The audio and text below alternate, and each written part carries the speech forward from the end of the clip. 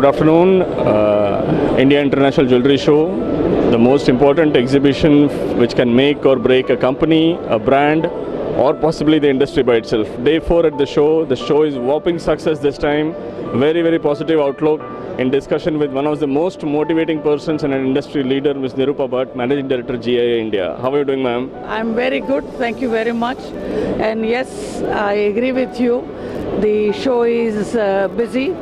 A lot of activities, and most important than busy and number of people, I think the sentiments are very positive. There is a general environment of optimism, hope and everything. So I think almost everyone who I have spoken to in last 3 days are quite happy and satisfied with the show.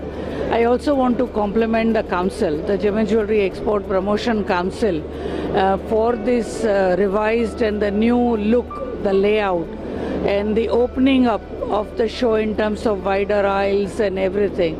I think it really also, it's a very welcoming show now. So when you enter the show, you feel it's an open show, it's an inviting show. So I think when you enter a show where you get this nice positive vibes, the surrounding is very welcome. And almost everyone is so very optimistic. So I think it is really from day one, it set this tone for really a great show in future. And I think 3 days, we are very happy here with the contacts and the engagements that we have been having with our current clients and the potential clients. Ma'am, during the inauguration, the official spokesperson on behalf of the Government of India has addressed the audience, saying that the government is absolutely willing to have more number of shows like these with the GJEPC, to support the GJEPC so that regionally also the markets can be equally developed. What's your thought, ma'am? I think it's a great idea, and my kind of view on that is that we should really go to different regions and promote jewelry which is important in that region. So for example, if you go to South, I think it has to be focused on the jewelry which is made in, which is prominent in South, like temple jewelry, etc. I think we don't see a lot of those designs in other parts of India. Some, yes, but I think there is such beautiful workmanship. So for example, if you go to East in Cuttack, the filigree work is absolutely exquisite. We don't really see that in the trade shows, national trade shows. So I think if we go to East, we should really try and bring the local skills which are prevalent there, which need, in my opinion, support. They have to really be encouraged, and the commercial viability of the skills so that the designers can come and have a look at the skills. And I think we need to really combine the creativity, the designing, the merchandising part, the commercial aspect, the manufacturing aspect for the industry to really grow. You have beautiful jewelry that comes out from Gujarat, in Bhuj region, in the Kutch region. I think if we do in Western region, I wish they would be encouraged to come. So I would like, and I think it's a great idea to have the, in different regions of the India, the trade shows. But I think we should really dedicate our efforts, make every attempt to bring jewelry which is prevalent in that region. Ma'am, continuing on this domestic thing, GIA has also been doing a lot of work in the various cities across India, jointly with the local and regional trade associations in terms of training, organizing seminars. Tell us something more about it, and how effective do you feel is this? GIA's mission is to promote public trust in the gem and jewelry industry and enhance consumer confidence. And we believe that to be able to do so, we need to make sure that the trade is aware and has the knowledge, has the conviction of what they are selling and how they present their product, gemstones or any merchandise to the consumers. And what we find is that we of course have a good demand for our education offerings and services. But there are several towns, and even in the bigger towns and the metros, small and medium-sized jewelers sometimes don't have the time. It's a business which is managed by father and son, or two brothers. So they really don't have time to go out and spend time for 5 days or couple of weeks to do the class. What we do is we work with the trade bodies and the local associations, where we go and offer the information. Our instructors offer information about the 4 C's: designing, merchandising, about the color gemstones, etc. What that does is that when they start buying something, they can buy with responsibility. They know what they are buying. They can ask the right questions. When they sell, when a consumer walks into their stores, because today consumers have a lot of information on net, so many things are available. So they should be able to answer those questions if they come up, or even if they sell something, even if the consumer is not asking, they should have sufficient information to be able to engage with the consumer. So this is GIA's attempt, and we have had great response. In fact, we just had a meeting yesterday with the head of the Federation of the Kerala Jewelers Association, and we have an entire program for 4 months where we will travel across Kerala and do only this trade education seminar. Similarly, in Bengal we have this. We have already done this in many parts of India, and we will continue to do so. We will continue. This is GIA's mission, and we'll continue to do that here, and we are doing that in the Middle East region as well. Fantastic, ma'am. I doubt whether there are any other organizations from this particular sector of education and upgradation of the industry truly working towards the transformation of the trade. Truly. I think GIA is a very unique institute. It's a very unique organization. I am inspired continuously by the commitment and the sincerity of many who have worked in GIA for so many years and brought GIA to its current level. And their single objective is to make sure that we do everything possible, be it research, be it instruments, be it education, be it grading services, that we do everything possible to make sure that we are able to share our knowledge, the information with the industry, so that they feel empowered to really go out and speak to their consumers and enhance that consumer confidence. We can only help them, and we are doing everything possible. And I think GIA is uniquely placed, and I think I and my team are very lucky to have a platform like GIA to be able to go out and propagate this mission. Absolutely, yes, ma'am. Very, very true. In fact, going forward, equivalently, GIA is a super dynamic organization, because the kind of products that also it keeps on innovating with the research team. The recently being the ID100, which is the most important thing now for the industry worldwide, leave alone India. Sir, ma'am, tell me, what is the response that you're getting on this particular device? What is the plan forward? What do you look at it? We have a great leadership at GIA.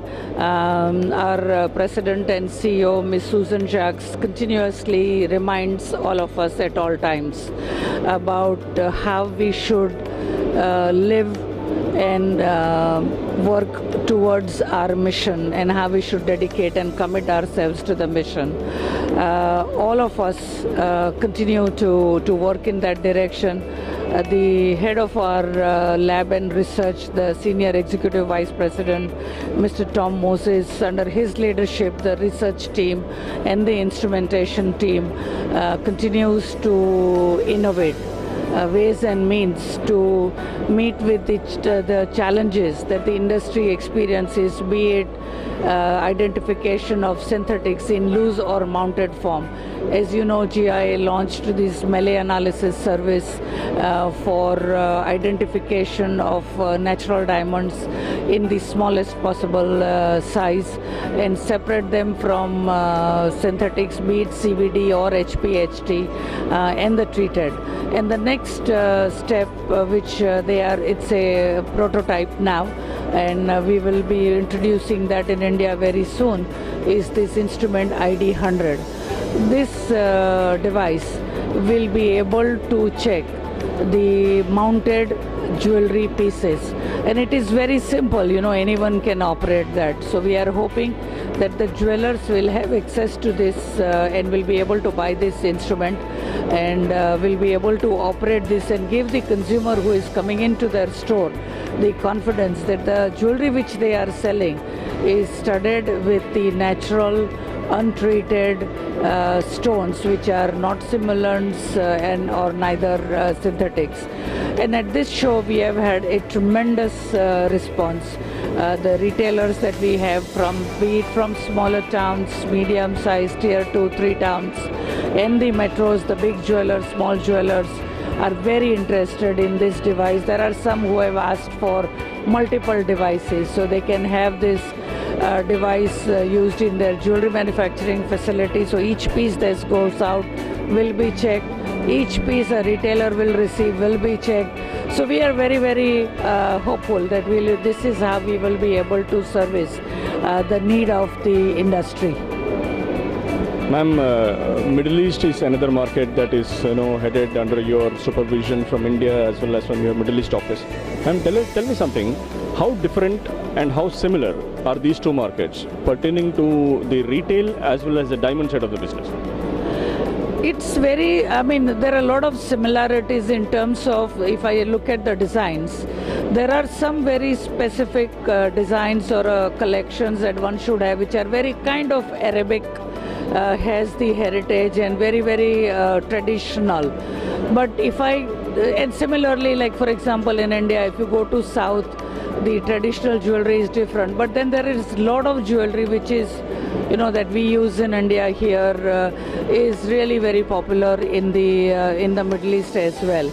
When I look at the diamond jewelry, I don't really find difference, a very significant difference, if I may say so, whether it is made in India and for Indian consumers or for the consumers in the Middle East region. So there are, I would say, a lot of similarities. There are some differences, especially in terms of use of the color gemstones. For example, the use of emeralds is quite significant. Use of pearls is very significant there. So I guess there are these differences, and I think the designers, they do a very fantastic job in those markets.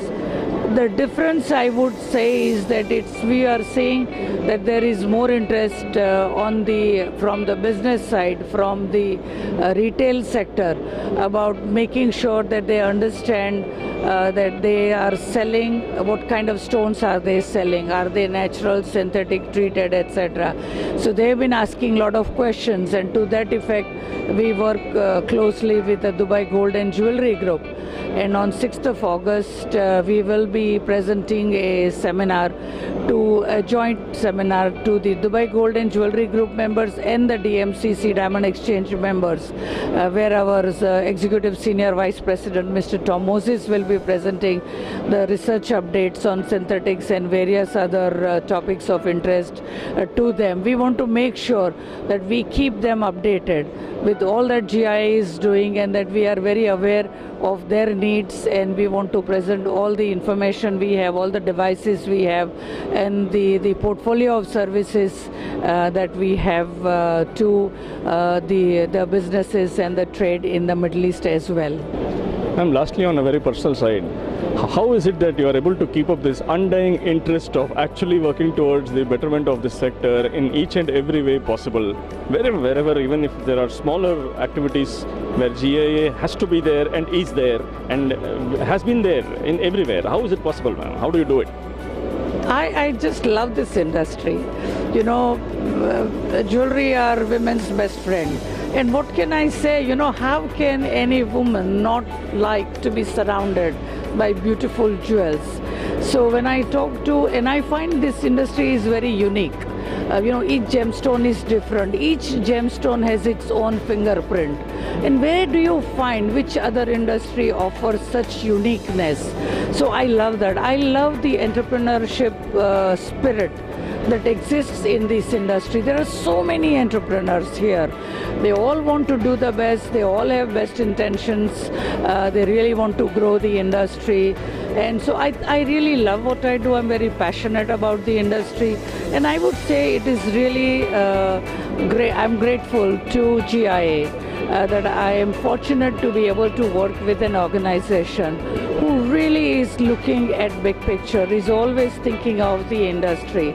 And I think that philosophical approach, that mission-based approach, and everything that our senior management and our board continues to encourage us to really reach out and make sure that we continue to promote the Institute's mission. I think that motivates me all the time. An extremely inspirational and an institution in herself. Ms. Nirupa Bhatt, thank you so much, ma'am. Thank you for your time.